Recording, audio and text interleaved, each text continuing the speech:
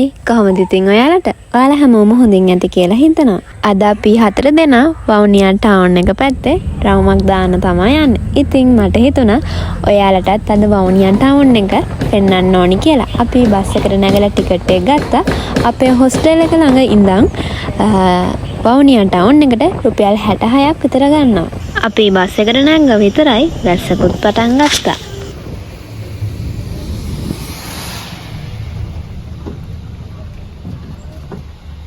අපි ටවුන් එකට ආවා. දැන් අපි එකටම යන්නේ පෝස්ට් ඔෆිස් එකට. මගේ යාළුවාගේ වැඩක් තියෙනවා. ඒ හින්දා අපි දැන් යමු පෝස්ට් ඔෆිස් එකට.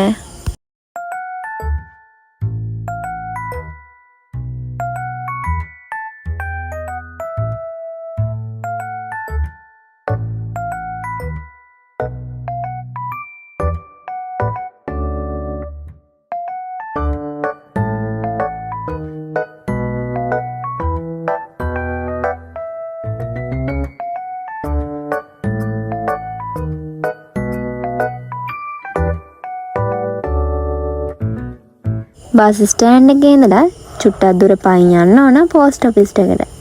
ඔයාලට ඕන නම් බස් එකේ ඇවිල්ලත් මෙතනින් බහින්න පුළුවන්. ඒ වුණාට අපි බස් ස්ටෑන්ඩ් එකෙන් බහලා පයින් තමයි ආවේ.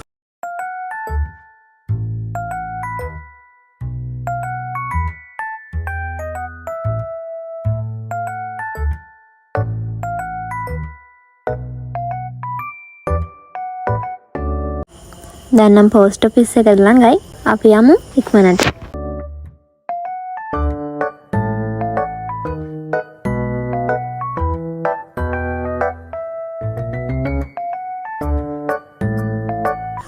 මායි මගේ යාළුවෝ පෝස්ට් ඔෆිස් එකට ගියා. ඉතුරු යාළුවෝ දෙන්න බැංක් එකට ගියා.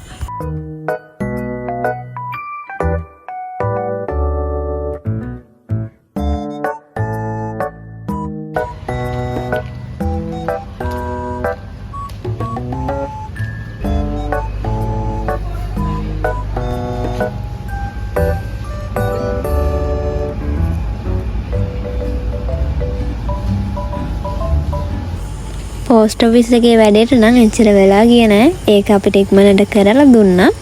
දැන් අපි යමු ඉතුරු යාළුවෝ දෙන්නම හොයාගෙන.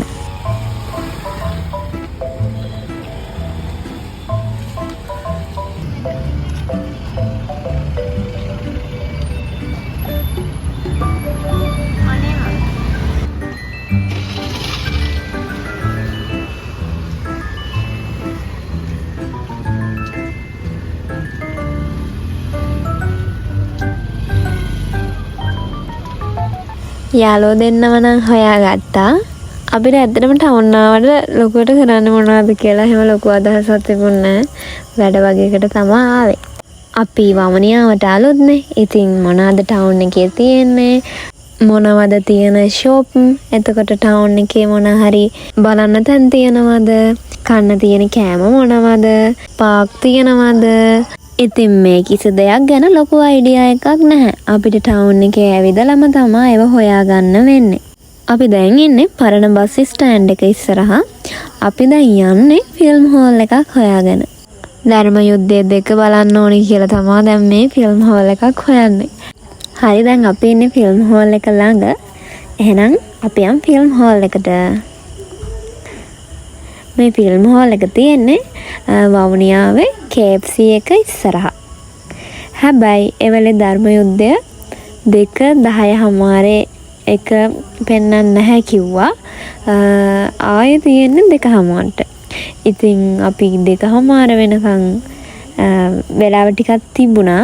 ඒ හින්දා අපි කාගේස් එකට ගියා. අපි කට්ටියට බඩු වගේක් තියෙනවා ගන්න. ඉතින් අපි දැන් යන්නේ කාගිල්ස් එකට.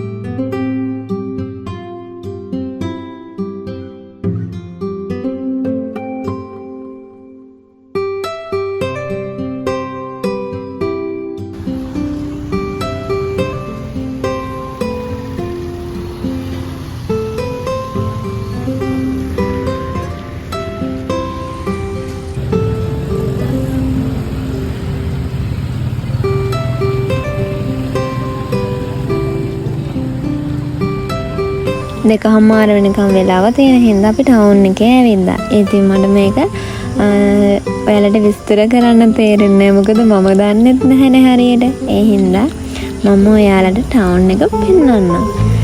යන ගමන් දොඩම් වෙලෙන්දෙක් හම්බුණා අපිට. අපේ මගේ යාළුවා දොඩම් කන්න ගොඩක් කැමති. ඒ කියන්නේ යා පළතුරු ගන්න ගොඩක් කැමති. එයාත් දොඩම් තෝරලා ගන්නවා. ආස හිතිලා.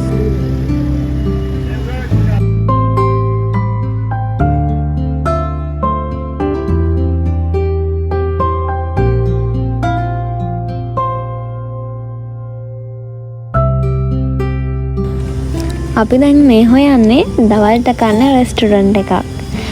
අපි මැප් එකේ බලුවා. දැන් මැප් එකේ හම්බුණා එකක්. දැන් අපි ඒක හොයාගෙන තමයි යන්නේ.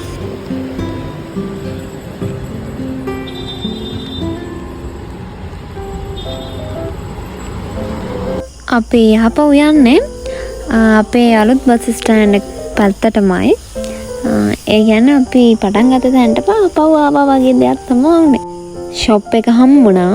ඒකේ නම පීසා හවුස්. මේක තියෙන්නේ අලුත් බස් ස්ටෑන්ඩ් එක ළඟමයි. එහෙනම් අපි ගිහින් බලමු. අපි දැන් මේ කෑම ඕඩර් එක දාලා එනකම් තමයි බලාගෙන ඉන්නේ. අපි ඕඩර් කරේ රයිස් එකයි පන්නීර් කොත්තුවයි.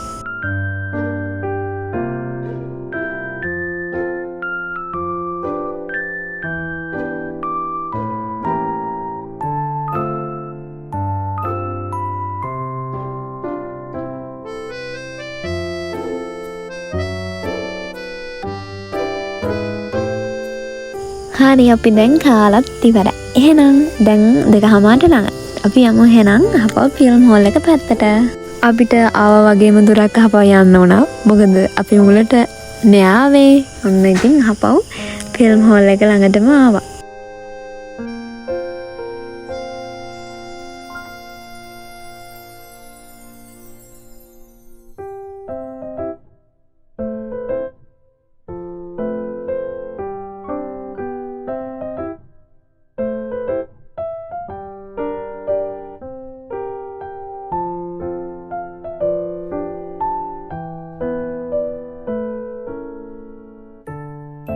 ඇත්තටම මේ ධර්ම යුද්ධය යාළුවන්ට තමයි බලන්න ඕන කිව්වේ. මටත් ලොකු ආසාවක් තිබ්බ ධර්ම යුද්ධය බලන්න. හැබැයි මම ධර්ම යුද්ධය එක බලලා නැහැ. ධර්ම යුද්ධය දෙක බලලා තමයි එක තේරුම් ගන්න යන්නේ. අපි බලමු එහෙම තේරුම් ගන්න පුළුවන් වෙයිද කියලා. ටිකට් ගත්තා. ටිකට් එකක් 500යි. මේ ෆිල්ම් හෝල් එකේ නම වසන්ති සිනමා. අවසානයේදී අපේ පැතුම් හිතුණා. අපේ පැතුම් හිතුණා කියලා වීඩියෝ එකක් තියන්නේ නැහැ. අපේ පැතුම් හිතුණා. පැය ගානකින් පස්සේ අපේ පැතුම් හිතුණා.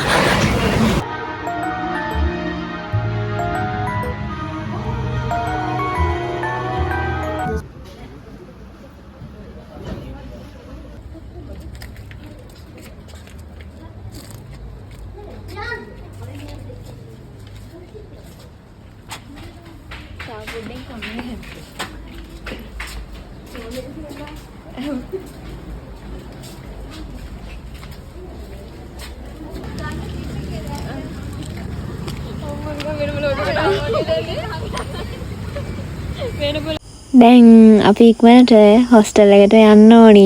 මොකද හොස්ටල් එක 7 වෙද්දි වහනවා අපේ. ඉතින් දැන් මෙතනම 5යි වෙලාව. ටක් ගාලා යන්න ඕනි. අපිසේ වීරයා යන්නේ රෝස් පාටි ගන්න යන්නේ.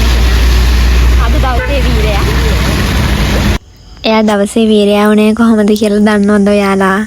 අද අපිට ධර්ම යුද්ධය පෙන්වන්න බෑ කිව්වා 2:00 එකත්. ඊට පස්සේ අපේ කැම්පස් එකේ අක්කලා වගේකුත් ආවා. ඊට පස්සේ අපිත් හිටියා. ඊට පස්සේ මෙයා තමයි කතා කළේ ඔයාලා වෙබ් එකෙන් දාලා තියෙනවානේ. ඇයි පෙන්වන්න බැරි එහෙම කියලා. ඊට පස්සේ අපි එහෙම කතා වෙලා තමයි ධර්ම යුද්ධය බලාගත්තේ. නැත්නම් අපිට ඒ 2:00 එකත් බලා ගන්න වෙන්නේ නැහැ අද. අපි දැන් ගෙදර යන්නේ නැහනේ. කැම්පස් එකට යන්න. හින්දා මන්නාරම.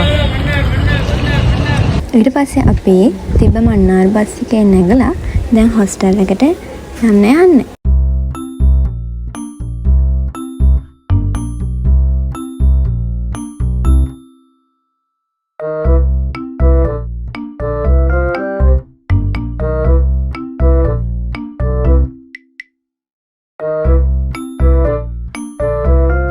ඉතින් අද දවස ගෙවුනේ මේ විදිහට.